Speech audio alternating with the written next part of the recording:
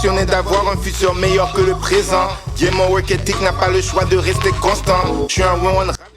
Hey, what's up? It's your boy Chris Nitty. This is Real Talk MPL. Do not forget, liker, subscriber, commenter. Ici, les opinions franches directes nous porteront à réfléchir ce soir, guys. First and foremost, on va aller avec les affaires un petit simple. C'est Fate Kunek que je porte aujourd'hui pour supporter mon cousin Larry Legend, man. So, allez sur sa page Instagram ou bien son site internet. Ça s'appelle Dunamis Collection, man. Une collection qui vient de commencer, vient de launch, man. Des beaux vêtements qu'il y a là-bas. Ça peut être des t-shirts, même des crewnecks comme ce que j'ai, ou bien des casquettes, man. C'est vraiment nice, là, ces affaires. Je suis bien content de porter le matériel que j'ai sur moi. Ben, le matériel, le textile que j'ai sur moi, comme Booba dit. Puis, that's it, man. Puis, Larry Legend, tu me devrais un petit pourcentage pour ces bails-là. non, I'm joking. But anyway, let's get back to les affaires. R.I.P. Young Dolph, un rappeur très consistant que je bumpais depuis des années. Un de mes préférés du South. Quand on parle vraiment de independent puis underground, man, comme Young Dolph est vraiment dans le wave d'aujourd'hui, là, en top, là. Il est comme top 5, top 10 facilement. Aujourd'hui, malheureusement, il s'est fait shot. C'était assez tragique. C'est quelque chose qui était bouleversant. J'ai vraiment pas aimé entendre cette nouvelle-là. Pourquoi je vais parler de ce sujet-là? Parce que Young Dolph s'est fait shot, puis il s'y était retrouvé tout seul quand il s'était fait shot. Dans le sens qu'il n'y avait pas de sécurité avec lui. Il n'y avait pas quelqu'un avec lui. Il allait tout seul comme si c'était quelqu'un comme nous autres. Ce qui n'est pas le cas. Tu n'es plus comme nous autres, Young Dolph. Like, je ne peux pas parler à propos de quelqu'un qui est mort, mais je veux juste parler des rappeurs en général qui commencent à glow up et qui ont un fame. Quand vous ne pouvez plus penser que vous êtes comme nous autres, même si tu peux être le gars le plus humble ever, tu n'es plus comme nous autres, tu es différent, man. Tu arrives à un certain point que ça peut être comme hood famous, ou bien ça peut être famous de ta ville, city famous, ou bien ça peut être world famous.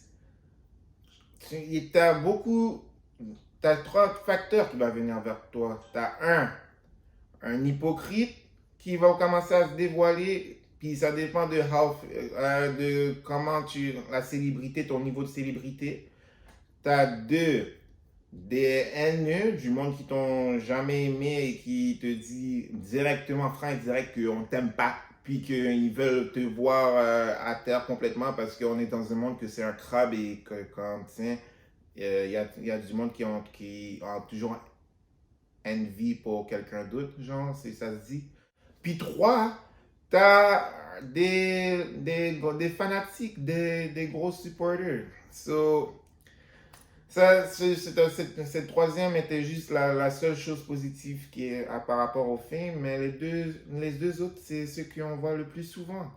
Puis là, quand tu es rendu famous, tu peux plus à 100% faire confiance à quelqu'un.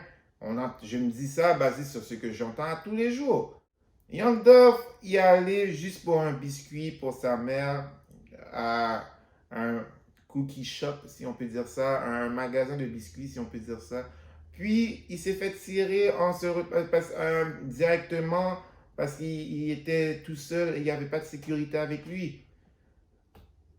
C'est un truc que, non, malheureusement, ça arrive. Pourquoi? Parce que même pour un bonbon que tu vas aller au dépanneur, depuis que tu es une personne comme Young Dolph qui s'est fait tirer 5 fois dans le passé avant ça, il ne peut plus bouger tout seul. Il doit toujours avoir une personne minimum avant que tu es chez toi. Là, il y a une autre chose aussi.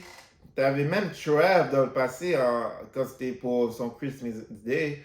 Il s'est fait shot plein de fois, close range. Là, lui, c'est un de mes préférés rappeurs de New York. Il s'est fait shot directement. Puis là, il y a eu des boulettes derrière la tête, etc. Puis, depuis ce jour-là, même si Trav, c'est même pas le plus famous au monde, là, il y a même je peux parler à vous, les youtubeurs, puis je suis sûr que vous savez pas c'est qui Trav, parce que c'est un gars vraiment underground de New York, independent wise aussi. Puis, Il bouge plus tout seul là, il bouge avec des bodyguards, etc. Il peut plus bouger de la même manière parce qu'il n'est plus comme nous autres. Quand vous êtes famous, vous êtes plus comme nous autres, guys.